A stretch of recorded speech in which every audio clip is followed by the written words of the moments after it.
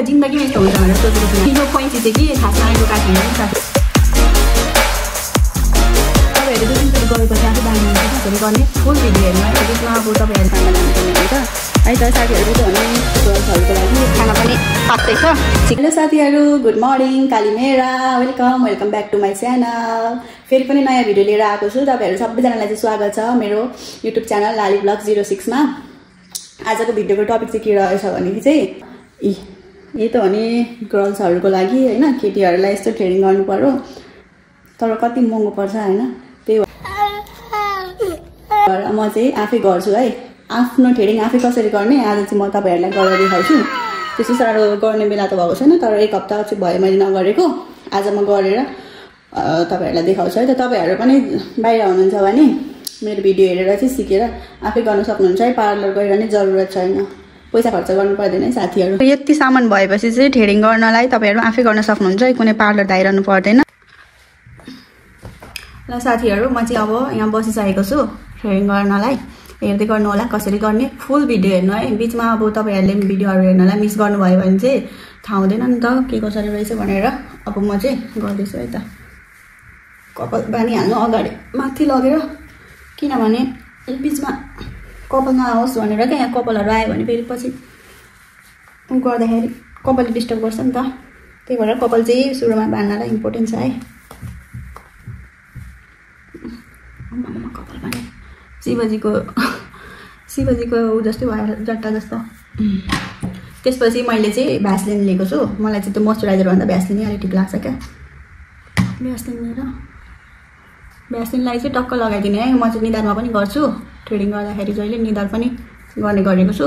त्यही भएर यो चाहिँ निधार र आइब्रोको लागि है त। मजाले अप्लाई गर्नु है भ्यासलिनलाई चाहिँ। मैले चाहिँ यहाँ ऐना हेर्दै गरिरहेको छु क्या। मेरो अगाडि ऐना छ, किनभने यो मोबाइल पछाडि फर्काएको छु नि त मैले क्यामेराको लागि। ऐना हेर्दै गर्दैछु, त्यही भएर मैले चाहिँ सिधा त्यता हेरेको छुइनँ है त। डोन्ट माइन्ड है गाइस। त्यसपछि चाहिँ हजुरको आयो मेन, यो अघि मैले देखाएको थिएँ नि, यो हो। यहाँनिर वाइप्स पनि दिनुपर्छ क्या। भ्यासलिन लगाएपछि चिल्लो हुन्छ नि त त्यो पकाउनलाई। लगाएर चाहिँ एउटा वाइप्स पनि पकाउनु।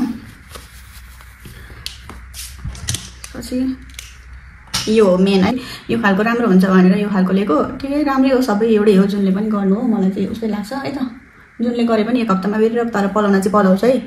तपाईँले जुन अब धागोले ट्रेनिङ गर्नुहुन्छ कि त ट्विजरले गर्नुहुन्छ त्यस्तो चाहिँ हुन्न।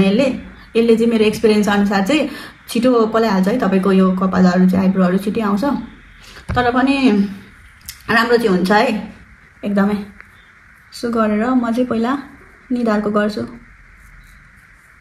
यसरी गर्ने हो, यसरी कपाल नआओस् है भनेर यस्तो गरेर यसरी गर्ने है।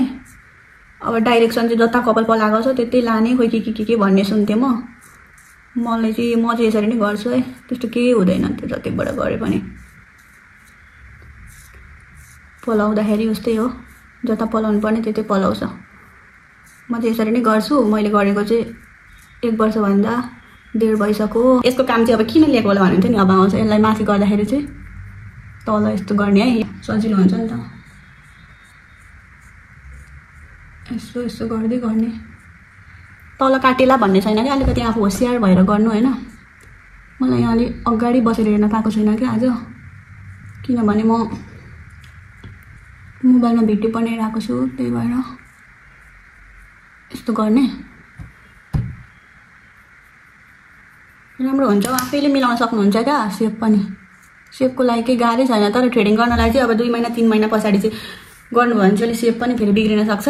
तपाईँहरूले चाहिँ टाइम अलिकति निकालेर 5-10 मिनट अब 10 दिनमा 15 दिनमा गर्नुभयो भने चाहिँ सेप बिग्रिँदैन है। जस्तो छ त्यस्तै हुन्छ, किनभने तपाईँले जहिले गर्दै जानुहुन्छ जुन सेपमा छ त्यही सेपमा गर्नुहुन्छ नि त।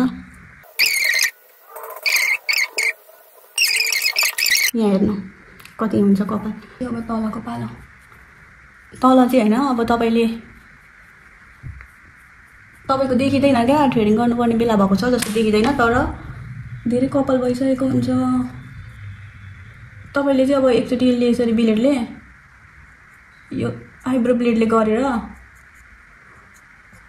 अनि 2-3 दिन 4 दिन पछि चाहिँ अलिअलि पलाउँछ होइन। अनि त्यसलाई चाहिँ ट्विजरले निकाल्नुभयो भने ब्लेडले गरेको 3-4 दिनपछि चाहिँ ट्विटरले तपाईहरुको पलाउँदैन है, अलि ढिलो पलाउँछ, राम्रो देखिरहन्छ। तपाईहरुले अब यो थ्रेडिङ नै थियो त, तिम्रो त थ्रेडिङ गर्ने जरुरी जस्तो थिएन त, किन जस्ताको त्यस्तै गरेको भन्थे नि। यहाँ कति हुन्छ क्या कपाल हुन्छ क्या, यसमा मजाले देखेन होला, कपाल भएको हुन्छ। यो साइड चाहिँ मलाई अलिक अप्ठ्यारो लाग्छ हौ, यो मेरो देब्रे साइड। तपाईहरु 2-3 चोटी गरेपछि आफै बानी हुन्छ क्या। यो टुप्पोले गर्नुपर्छ क्या है, होशियारीपूर्वक यो गर्दा चाहिँ। तपाईहरुलाई डर लाग्न सक्ला सुरुमा चाहिँ काट्छ कि के हो, छालै काट्दिने हो कि, ला झन् धेरै पलाउँछ कस्तो भनेर डराउनु पर्दैन है। म त झन् कति डराउने मान्छे हो पहिला, तर त्यस्तो चाहिँ केही हुँदैन है। तपाईहरु ढुक्कले आफ्नो थ्रेडिङ आफै गर्न सक्नुहुन्छ, ढुक्क भएर गर्दा हुन्छ क्या, के डराउनै पर्दैन। तर आफूलाई चाहिँ यसो टाइम चाहिँ दिनु पर्यो है, टाइम निकालेर। पुस्दिने देखिँदैन नि कपाल छ भनेर, कति हुन्छ सानो सानो कपालहरु।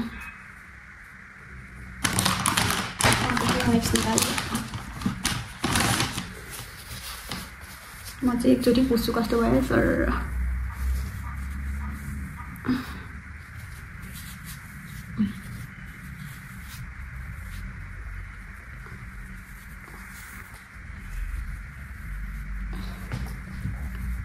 यस्तो भयो है टक्कसँग,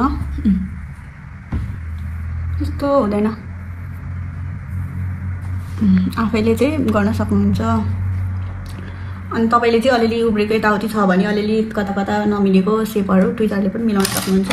म चाहिँ जहिले कैँचीले पनि माथि यसो अलिअलि पलाएको चाहिँ काट्दिन्छु क्या, राम्रो हुन्छ नि त ठ्याक्क पार्लरमा गरे जस्तो।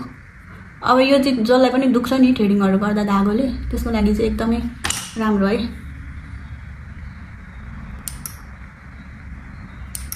फ्रेस पनि भएको छैन, अहिले फ्रेस भएर आएर टक्कसँग मैले देखाउँछु। यो कैँची चाहिँ कि खासमा आइब्रो काट्ने हैन नि साथीहरु, नजिकिने होला। मसँग पहिलेदेखि थियो क्या, त्यही भएर मैले यो राखिरहेको थिएँ, आइब्रो काट्नलाई काम लाग्यो अहिले। अब मेडिकल पढेर हस्पिटलमा काम गरेर काट्न काम लागेन, त्यस्तै भइहाल्यो। बाहिर आएर अब मेरो आइब्रोको लागि चाहिँ काम लाग्यो है साथीहरु। आस्ता पनि आँसु आउँछ भने जस्तो क्या। थ्रेडिङ गर्नु पनि सुरुमा त पापै हो पो त। हाम्रो घरतिर चाहिँ त्यस्तो थियो है, थ्रेडिङ सेडिङ गर्नु, कपाल स्ट्रेट गर्नु भने चाहिँ नकल थालेको है। नो वरिज, त्यही छैन, त्यस्तै हो पहिला। त्यस्तो कुरा पनि तर सोचेर कस्तो हाँस उठ्छ क्या अहिले चाहिँ। ल अहिले चाहिँ मैले यति गरेँ, हेर्न सक्नुहुन्छ। यस्तो भयो, अहिले फ्रेस भएर आएर टक्कसँग गरेर आउँछु है। सबैजनाले मेरो च्यानलमा सपोर्ट देखाउनु होला गाइज, लाली ब्लग 06 मा। अनि फेरि पनि मलाई नयाँ भिडियो लिएर आउन मन लागोस् हैन, हजुरहरूले सपोर्ट देखाएर है त।